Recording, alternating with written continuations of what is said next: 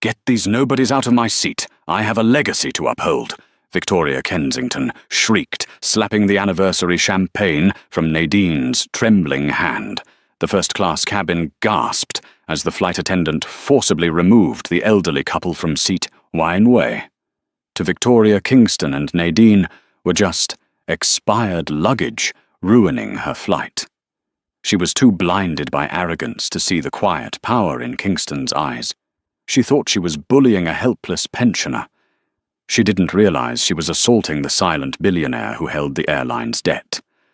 Victoria reclaimed her seat at 8:00 p.m. She didn't know Kingston's single phone call would liquidate the entire company by 8:30. The humid air of JFK International Airport's Terminal 4 usually smelled of jet fuel and stress, but inside the private Vanguard lounge, the air was scented with white tea and thyme. Kingston Moore adjusted the cuffs of his navy blue linen blazer. He was a man of quiet stature, his hair speckled with salt and pepper grey, his face lined with the kind of patience that only comes from raising 3 children and building a business from the dirt up. Beside him sat Nayan, his wife, of 40 years. She looked radiant in an emerald silk dress that caught the soft, recessed lighting of the lounge. She was nervously clutching her boarding pass, her thumb tracing the golden embossed letters. The residents' seat 1A and 1B. "Kingston," she whispered, leaning in so the concierge pouring their sparkling water wouldn't hear. "Are you sure this is okay? The price I saw the invoice on the counter last week. It's more than our first house cost." Kingston smiled, his eyes crinkling at the corners. He took her hand, his rough palm covering her manicured fingers. "Naden, we ate beans and rice for 5 years, so I could buy that first truck. We missed vacations, we missed concerts. You haven't complained once in 4 decades.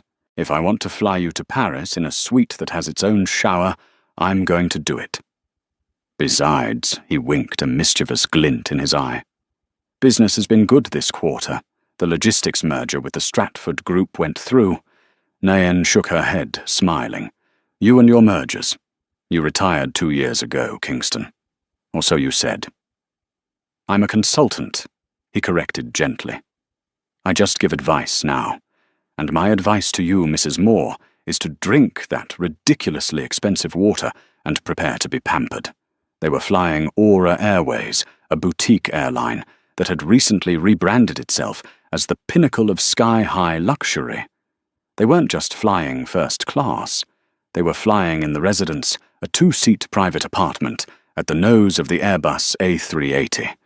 It was marketed as the most exclusive commercial seat in the world.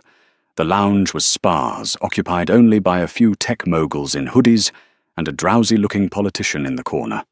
It was quiet, peaceful, the kind of quiet money buys. At 7:15 p.m. the concierge approached them. "Mr. and Mrs. Moore, we are ready to board you now.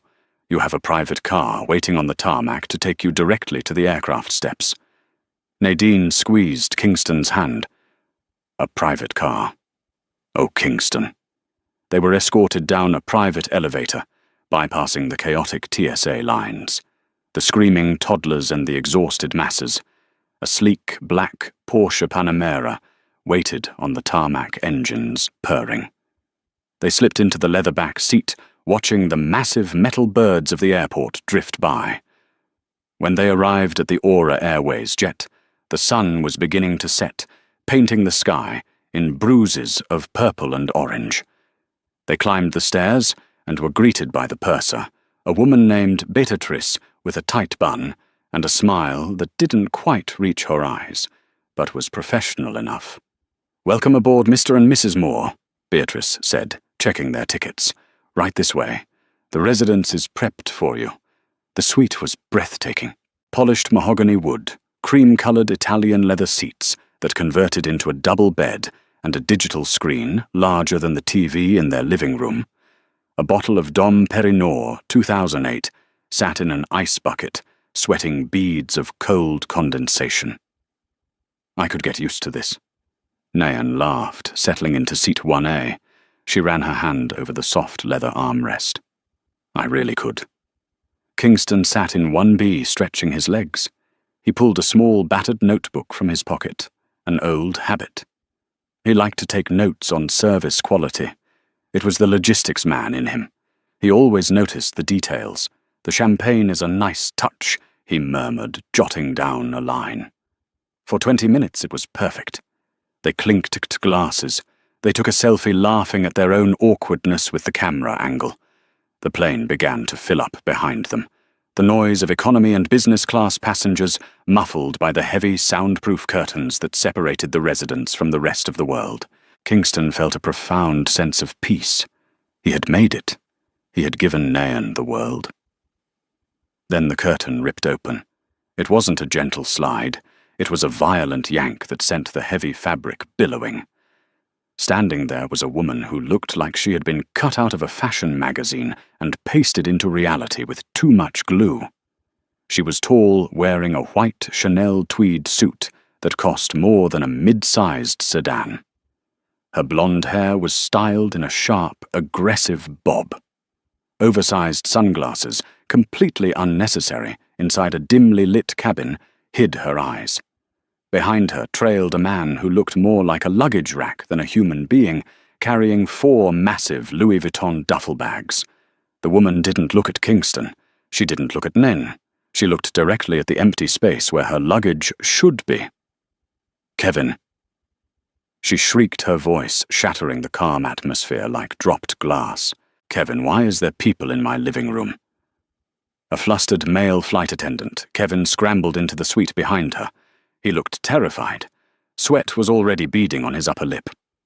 "Miss Kensington, please," Kevin stammered. We have a full flight today. These passengers booked the residence months ago." Victoria Kensington lowered her sunglasses. Her eyes were ice blue and filled with a terrifying, vacant entitlement. She looked at Kingston and Nain for the first time, her gaze sweeping over them with a look of utter confusion, as if she had found a stain on her carpet. "Booked." Victoria laughed, a harsh, barking sound. "Kevin, darling, you know who I am. I am Victoria Kensington. My father is the CEO of Kensington Media. I always sit in the residence. It's my seat. I flew in from Milan this morning, and I need to sleep on the way to Paris. Get them out." Kingston set his champagne glass down slowly. The condensation left a wet ring on the mahogany table. He didn't stand up. He didn't raise his voice. He simply turned his head and met Victoria's gaze. "Excuse me," Miss Kingston said, his voice a low, steady rumble. "My wife and I have paid for these tickets. We are celebrating our anniversary. Perhaps there has been a mistake with your booking, but we are already seated." Victoria stared at him, her mouth slightly agape. It was as if a piece of furniture had suddenly spoken to her. "Excuse me," she spat. She turned back to Kevin, snapping her fingers in his face. "Did he just speak to me, Kevin? Why are you letting them speak to me? Fix this now, or I call Daddy, and you'll be serving coffee at a gas station in Nebraska by tomorrow morning." The atmosphere in the cabin shifted instantly. The luxury and warmth evaporated, replaced by a cold, sharp tension. Nadine's hand went to her necklace, her fingers trembling slightly. She looked at Kingston, her eyes wide. She hated conflict. She had spent her life smoothing things over making things palatable for others. "Kingston," she whispered. "Maybe we should just know." Kingston said softly to her, then turned his attention back to the flight attendant. "Kevin, is it? We have boarding passes. We have checked bags. We are seated. Please escort this lady to her assigned seat, so we can prepare for takeoff." Kevin looked like he wanted to vanish. He wrung his hands together. "Sir, well, you see, Miss Kensington she's a global services VIP with Aura Airways. She's a diamond-tier influencer, and her family. I don't care if she's the Queen of England, Kingston," said his voice, hardening. "We paid full fare. Verify the tickets." Victoria stepped further into the suite, invading their personal space. She dropped her Hermes Birkin bag onto Kingston's lap. Kingston looked down at the bag, then picked it up by the handle and set it firmly on the floor in the aisle. "Don't touch my property," Victoria screeched. She whipped out her phone, a gold-plated iPhone, and started recording. "Hey guys, it's Victoria. You won't believe this. I'm on Aura Flight 9002, and the airline has double-booked my seat, and there are these people squatting in it. They refuse to move. I'm literally shaking right now. I feel so unsafe." She panned the camera directly into Nadine's face. Nadine turned away, shielding her face with her hand. "Stop filming my wife," Kingston said, standing up now. He was a tall man, 6'2", and despite his age, he still held the broad shoulders of a man who had worked manual labor in his youth. He towered over Victoria. Victoria took a step back, but kept the camera rolling. "He's being aggressive. You guys see this. He's threatening me." Kevin Kingston barked. "Control this passenger." Kevin, panic-stricken, made a decision.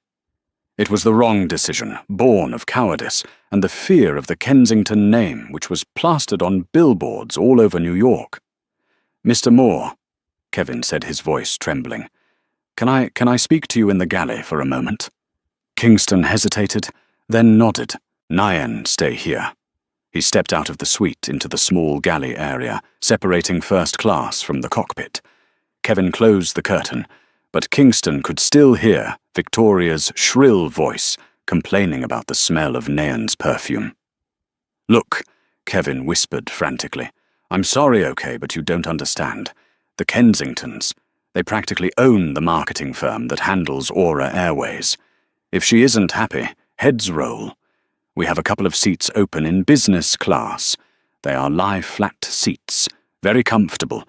If you move voluntarily, I can offer you a voucher for $500 off a future flight." Kingston stared at the young man.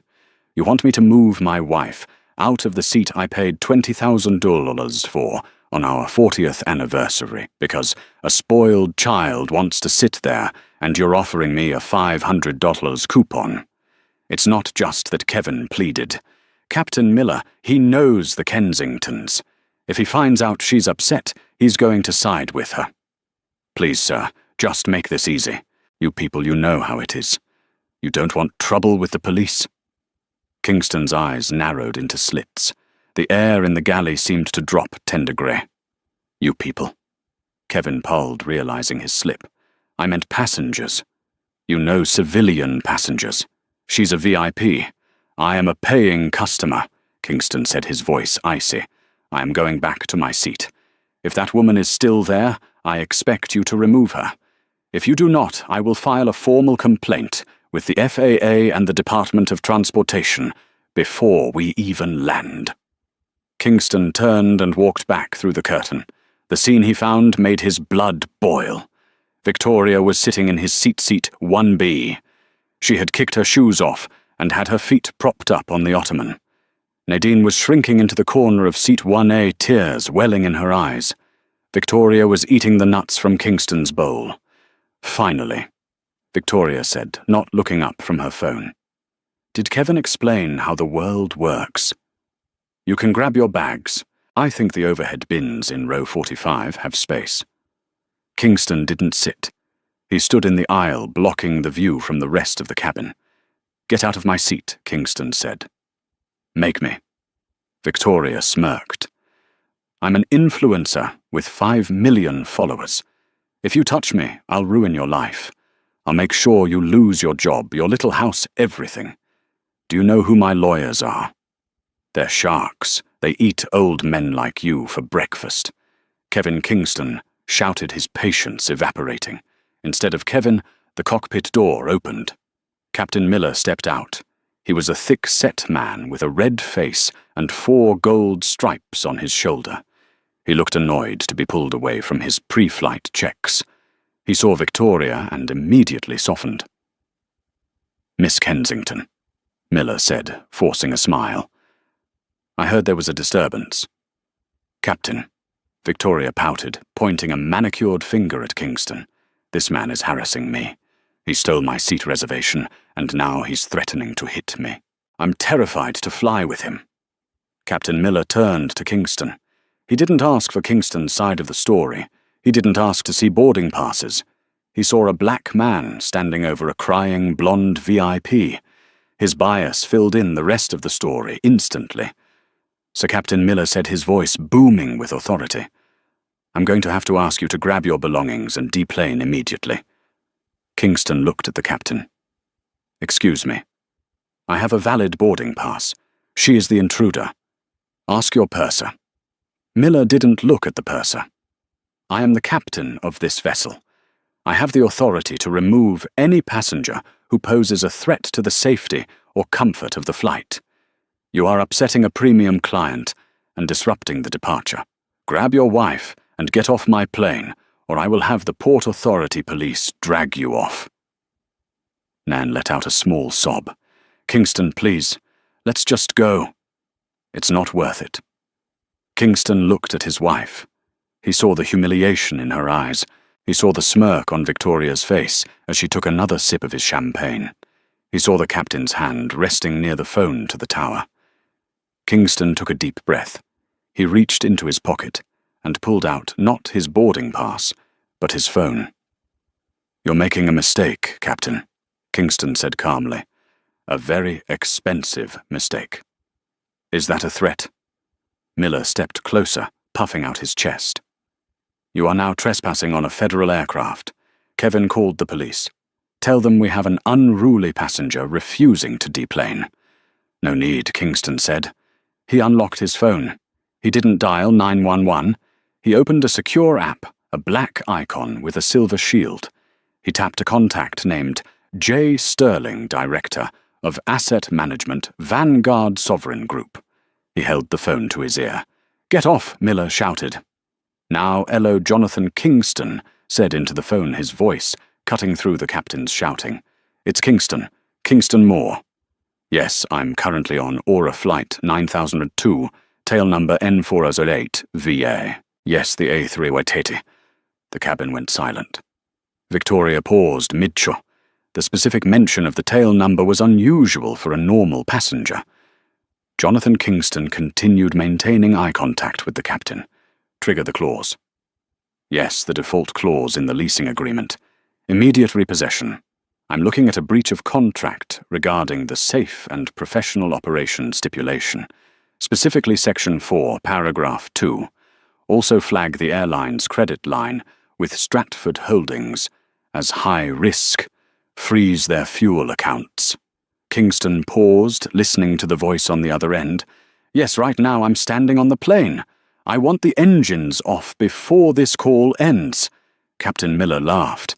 It was a nervous, confused laugh. "Who are you talking to? You think you can stop a plane with a phone call? You're crazy. Police are on their way." Kingston lowered the phone. He looked at Miller with a gaze that was terrifyingly calm. "I didn't stop the plane, Captain. I just revoked your permission to fly it. This aircraft is owned by Vanguard Sovereign Leasing. I am the majority shareholder of Vanguard Sovereign.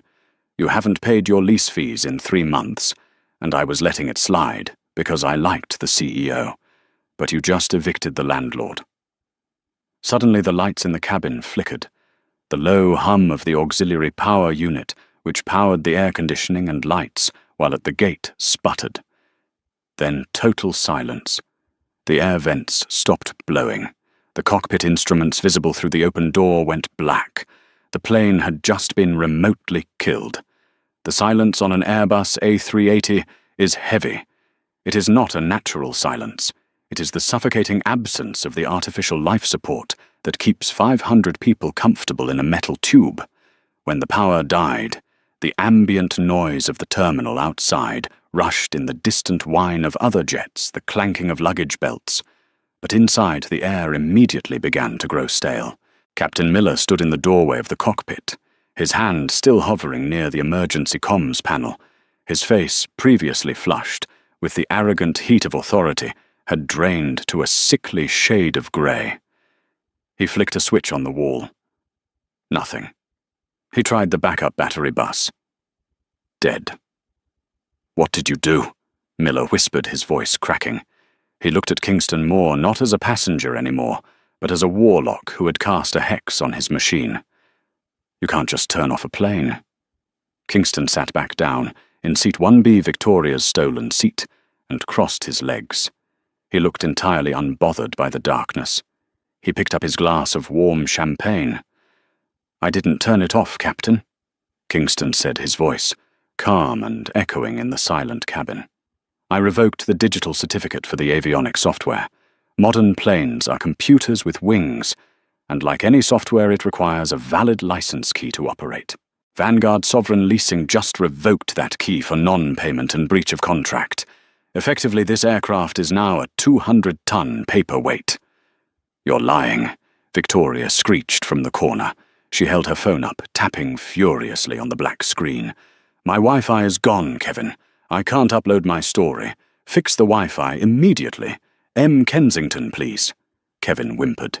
He was using his manual safety card to fan himself. The temperature in the cabin was already rising as the New York humidity seeped in without the AC fighting it back. "Don't shush me," Victoria snapped. She turned to Kingston, her eyes wild behind her sunglasses. "You think this scares me? You broke the plane. That's terrorism. That's a felony. I'm going to make sure you rot in Guantanamo." At that moment, the heavy boarding door groaned. The jet bridge operator, confused by the sudden power loss, had banged on the hull. A moment later, 3 officers from the Port Authority Police Department, PAPD, stormed onto the plane. They were sweating hands, resting on their belts, expecting a brawl. The lead officer, a burly sergeant named Kowalski, with a thick mustache and eyes that had seen too many unruly drunks, scanned the scene. He saw the dark cabin. He saw the weeping flight attendant. He saw the blonde woman in the Chanel suit screaming, and the older black couple sitting calmly amidst the chaos. "All right, who's the problem here?" Kowalski barked, his flashlight cutting through the gloom. Captain Miller scrambled forward, desperate to regain control of the narrative. "Officer, thank God. That man there." He pointed a shaking finger at Kingston. "He's a hijacker. He's sabotaged the aircraft. He claims to have shut down the plane systems remotely. He's refusing to deplane and has threatened my crew." Kowalski's beam landed on Kingston. "Sir, stand up. Hands where I can see them." Nyan gasped, clutching Kingston's arm. "Kingston, please, it's all right, honey," Kingston said soothingly. He stood up slowly, keeping his hands open and visible. He didn't look like a criminal. He looked like a grandfather ready for church. Officer Kingston said, his voice level, "I am not a hijacker. I am the lessor of this aircraft. I am currently in a dispute with the lay regarding a breach of contract. The captain attempted to illegally evict me from property I legally control." "He's lying," Victoria shouted, jumping up and grabbing Kowalski's arm. "He's nobody. He's stealing my seat. Arrest him. Taser him." Kowalski pulled his arm away from Victoria with a scowl. "Mum, step back. I don't need your help." He turned back to Kingston. "So you're saying you own this jet?"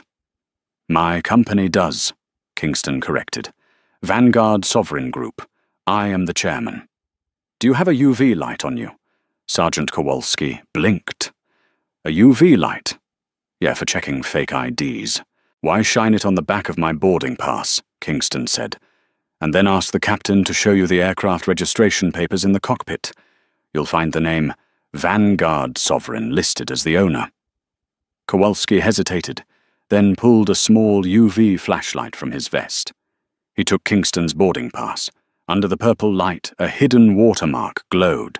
Not the standard airline logo, but a holographic shield with the letters VSSG Chairman Priority. It was a security feature embedded in the tickets of high-level investors, designed exactly for situations where identification was paramount. Kowalski lowered the light. He looked at the boarding pass, then at Kingston. The demeanor of the officer shifted from aggression to confusion. "Okay," Kowalski said slowly. "So you're the landlord?" Essentially, Kingston nodded, and the tenant he gestured to Captain Miller has just violated the lease. I have exercised my right to secure the asset. No one is flying this plane to Paris tonight, Sergeant, especially not him. Captain Miller's face was purple. "This is preposterous, officer. Are you going to let him get away with this?" He's holding 300 people hostage. I'm not holding anyone." Kingston said the door is open. Everyone is free to leave. In fact, I suggest they do.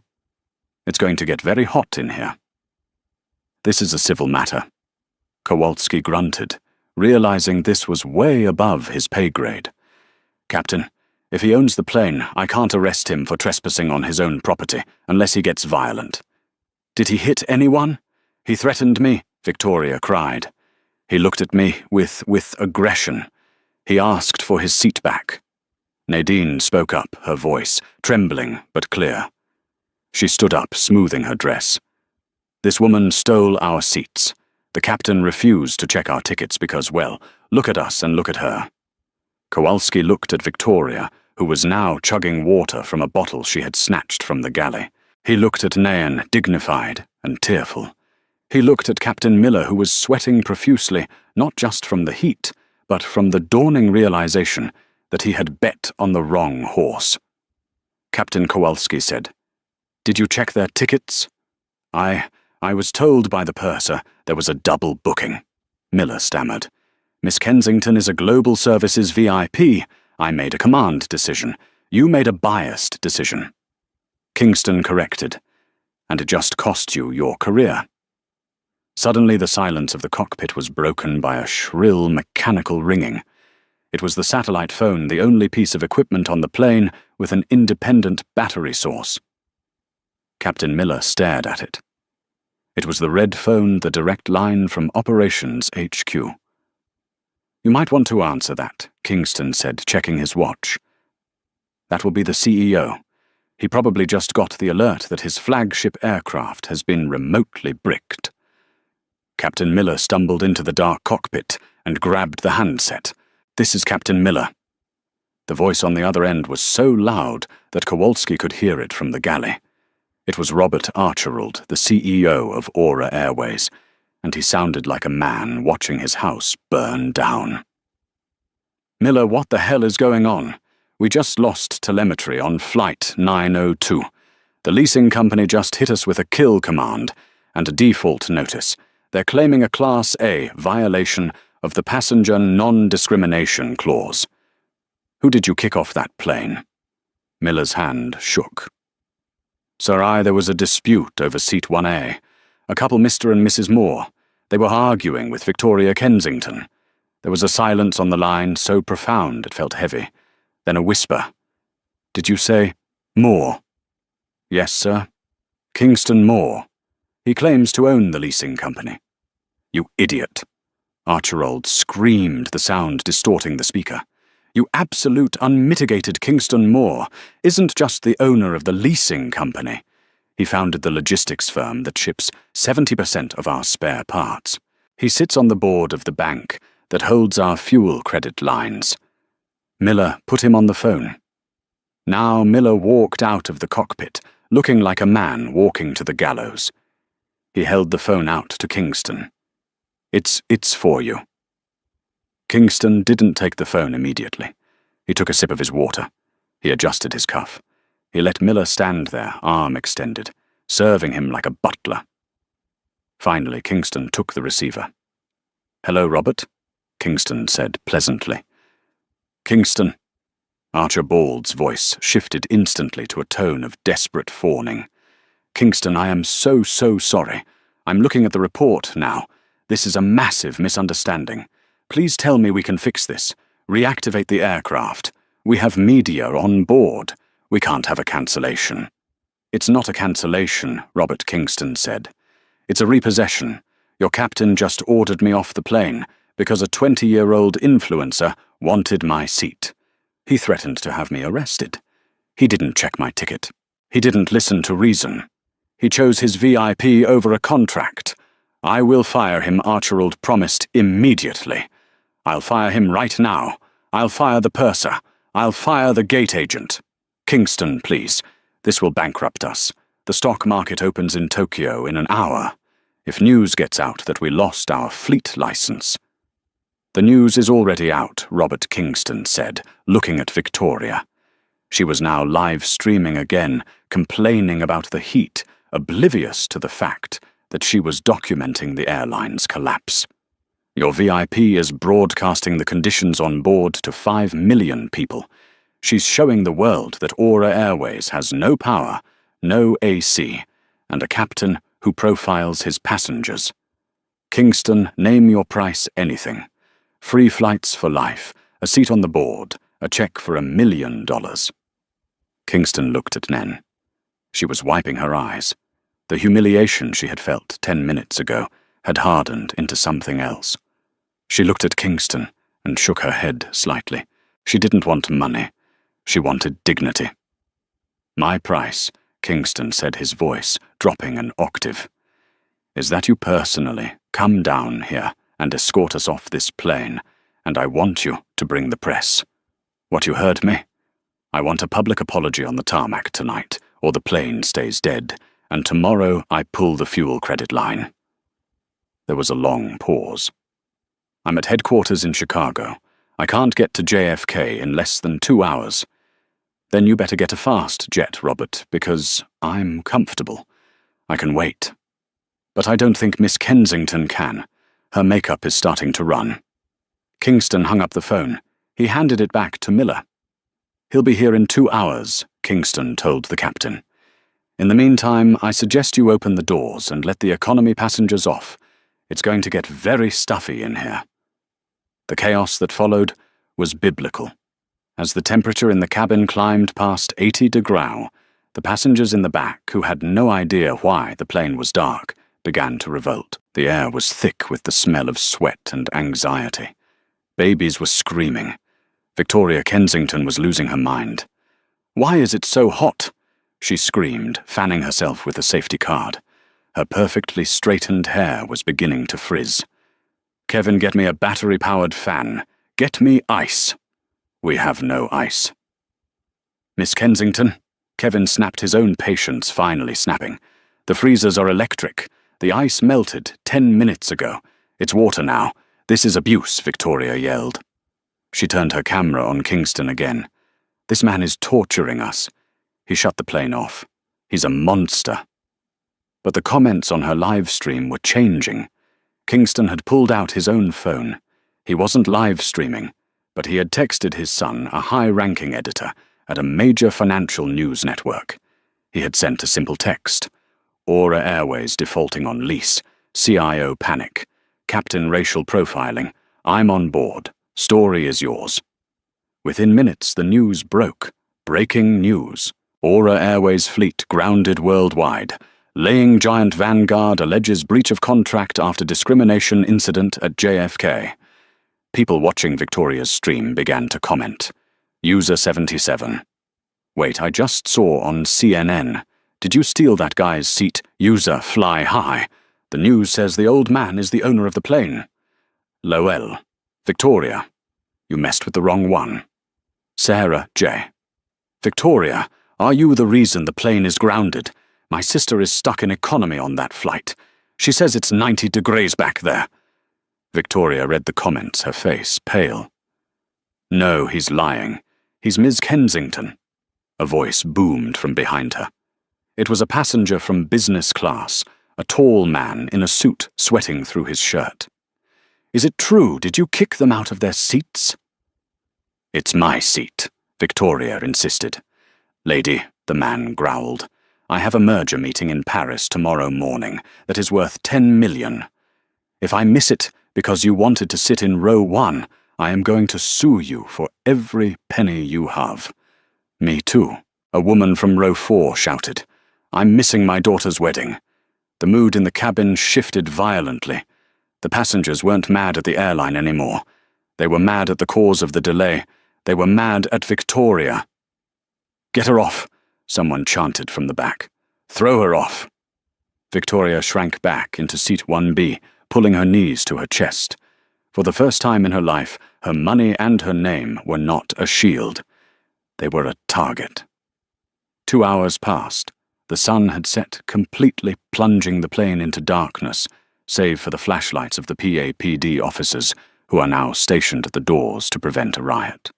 The air was heavy hot and smelled of stale humanity.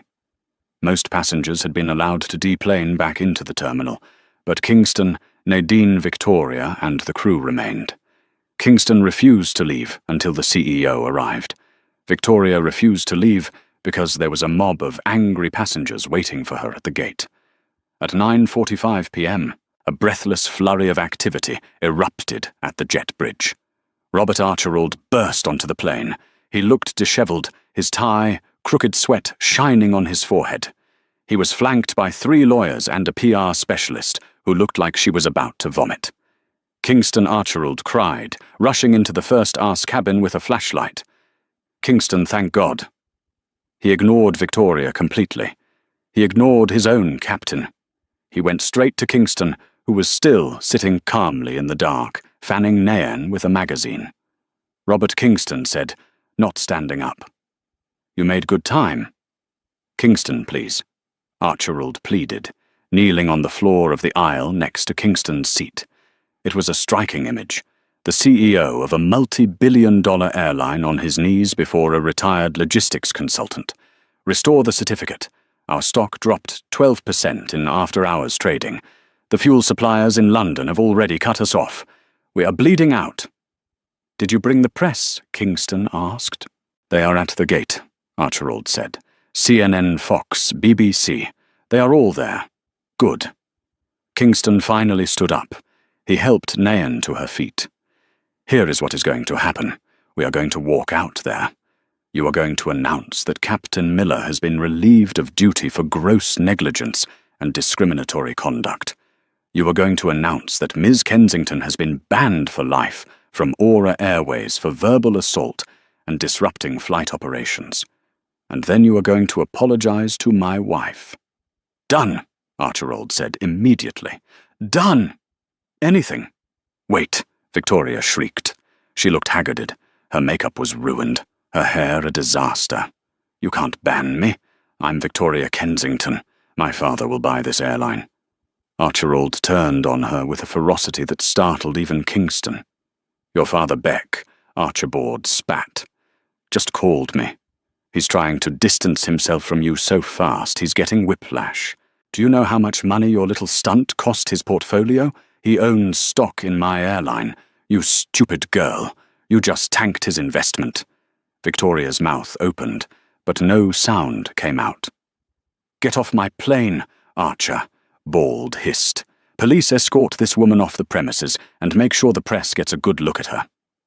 Sergeant Kowalski stepped forward, a grim smile on his face. "With pleasure, Miss Kensington, let's go." "Don't touch me!" Victoria screamed as Kowalski grabbed her arm. They dragged her out first. Through the open door, the sounds of the terminal drifted in jeers, booing, and the rapid-fire clicking of camera shutters. Victoria Kensington's walk of shame was being broadcast live to the world. Then it was Captain Miller's turn. "Robert, please," Miller begged, wiping sweat from his eyes. "I've been with this company for 15 years, and you ended it in 15 minutes, Archibald said coldly. "Hand over your epaulets. You're not walking off this plane as a captain." With shaking hands, Miller unbuttoned the gold stripes from his shoulders. He handed them to the CEO. He walked off the plane. A broken man head hung low, disappearing into the jeering crowd. Finally, Kingston and Nadine stepped into the aisle. "Shall we?" Kingston offered his arm to his wife. Nairn looked at him. She looked at the luxury suite that had been the site of so much ugliness. "I don't think I want to go to Paris anymore, Kingston. Not tonight." "We aren't going to Paris on this airline." Certainly Kingston smiled. "But I made a call while we were waiting. The Vanguard corporate jet is warming up at the private airfield in Teterboro, and I believe the catering includes actual vintage champagne, not this warm swill." They walked out of the plane. As they emerged from the jet bridge into the terminal, the blinding lights of the cameras hit them. Microphones were thrust in their faces. "Mr. Moore. Mr. Moore, is it true? You shut down the airline." "Mrs. Moore. What did Miss Kensington say to you?" Robert Archibald stepped in front of the microphones, raising his hands. He looked defeated. "Ladies and gentlemen," Archibald announced, his voice echoing in the terminal. On behalf of Aura Airways, I would like to issue a formal public apology to Mr. and Mrs. Moore. We failed them tonight. We allowed bias and entitlement to supersede our contract and our morality. Effective immediately, the captain of Flight 9002 has been terminated, and we are restructuring our entire training protocol regarding VIP passengers. He turned to Kingston and Nen. I am deeply sorry. Kingston nodded, acknowledging the apology, but not smiling. He leaned into the microphone. Dignity Kingston, said his voice, booming without shouting. It is the only currency that matters. You cannot buy it with a first-class ticket, and you cannot take it away with a uniform. Remember that. Kingston guided Nyan through the parting crowd. They didn't look back at the chaos they had left behind. They walked toward the exit, toward the black car, waiting to take them to a plane where they would be the only passengers, and where the only name on the manifest was owner. But the story wasn't over. Calmer as Kingston, new works in ripples. The splash had happened. Now the waves were about to crash against the shore, and they would drown everyone who had stood on the wrong side of history.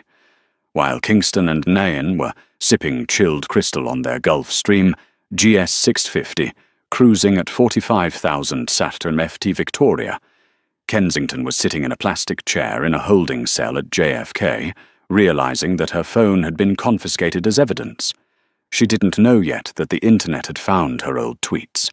She didn't know that her father was currently drafting a press release downing her actions. She didn't know that the hard karma was just warming up. The morning after the incident at JFK, the world woke up to a new villain. It wasn't a politician or a warlord. It was a 22-year-old girl in a Chanel suit screaming at a grandmother. Victoria Kensington sat in the back of her father's Maybach, shielding her face from the paparazzi swarming the precinct where she had just been bailed out. She turned on her phone, expecting to see support from her Kensington crew, her loyal fan base of 5 million teenagers. Instead, she saw a graveyard. Her Instagram comments were disabled by the platform due to excessive harassment. Her TikTok account had been mass-reported and suspended, but the real damage was on X, formerly Twitter. The hashtag #YourAuraRacist was trending #1, globally followed closely by Dan Victoria the Vulture. Daddy Victoria wed, looking at the man sitting next to her. Charles Kensington was a titan of media, a man who could kill a story with a phone call. But today, he wasn't on the phone. He was staring out the window, his jaw clenched so hard, a vein throbbed in his temple. "Shut up, Victoria," Charles said quietly. "But they're lying, that old man. He set me up. You have to sue him. You have to sue the airline. I was humiliated." Charles turned to her. His eyes were cold. "Sue him. Do you know who Kingston Moore is?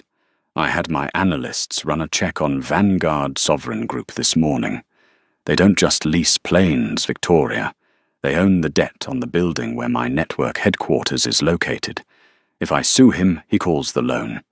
We would be homeless in 90 days. He threw a tablet onto her lap. "Read this. It's a press release. It's going out in 10 minutes. Victoria read the headline, her breath hitching.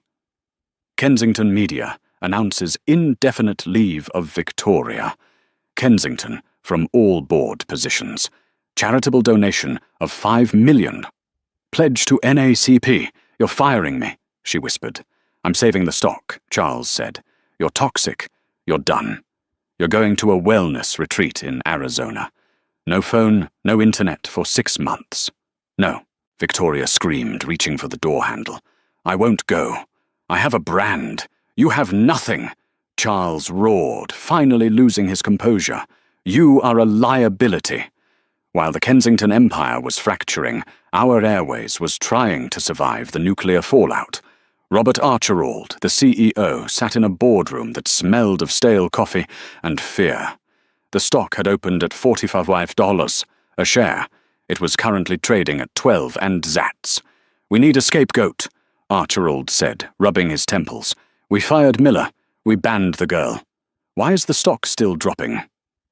Because Vanguard hasn't turned the planes back on, said the General Counsel, a sharp-featured woman named Evelyn Price. Kingston Moore hasn't lifted the certificate revocation. Our entire A380 fleet is grounded. That's 40% of our capacity. We are losing $3 million an hour. Get him on the phone, Archibald barked. Offer him more money. He doesn't want money, Robert, Evelyn said grimly. He filed a lawsuit this morning. He's not suing for damages. He's suing to dissolve the board. He can't do that.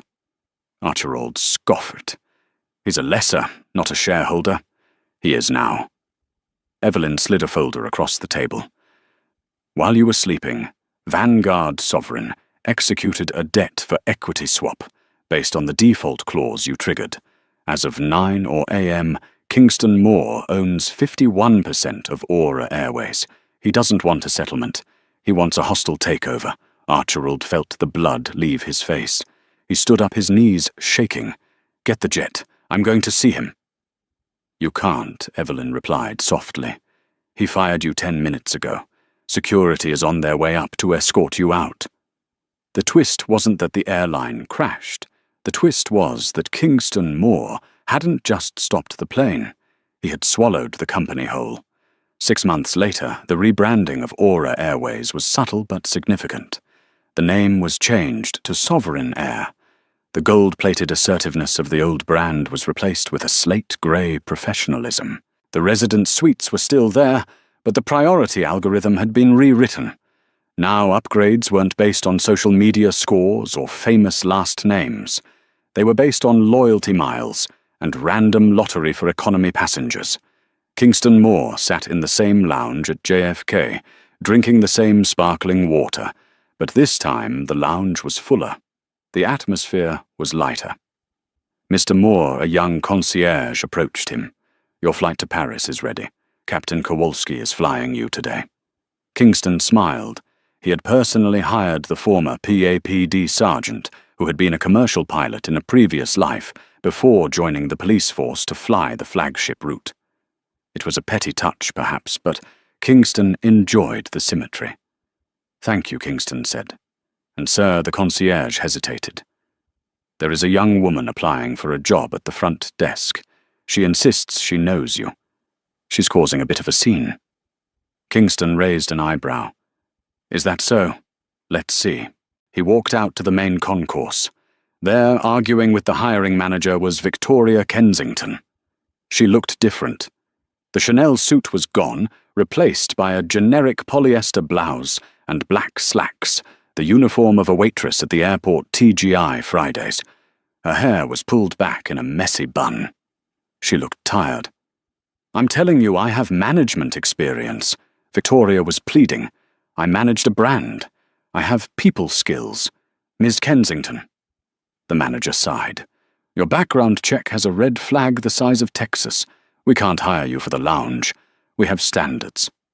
Victoria turned and saw Kingston. For a moment, the old fire sparked in her eyes. She straightened up, smoothing her cheap slacks. You, she spat. You did this. You took everything from me.